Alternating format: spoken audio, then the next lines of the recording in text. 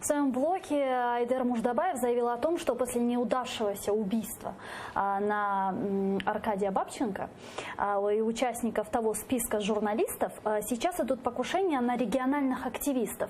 Вы с этим согласны и можете ли вы перечислить последние известные вам нападения на общественных деятелей, на активистов?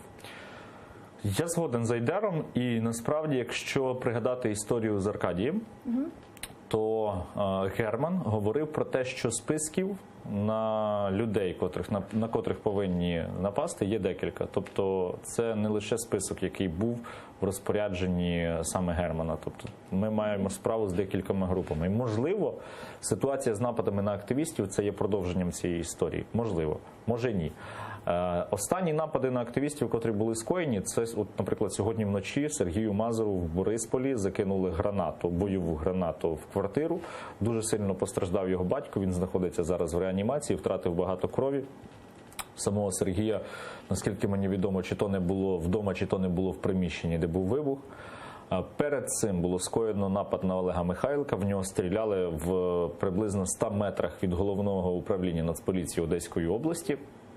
Здійснили постріл, і куля потрапила йому в артерію.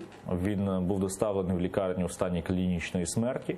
Перед цим був напад на Віталія Устименка, котрого побили і порізали прямо біля місця роботи. Це, до речі, метрів 100-150 від місця, де було скоєно напад на мене. До того був дуже резонансний напад на Катерину Гандзюк, котру в Херсоні облили кислотою.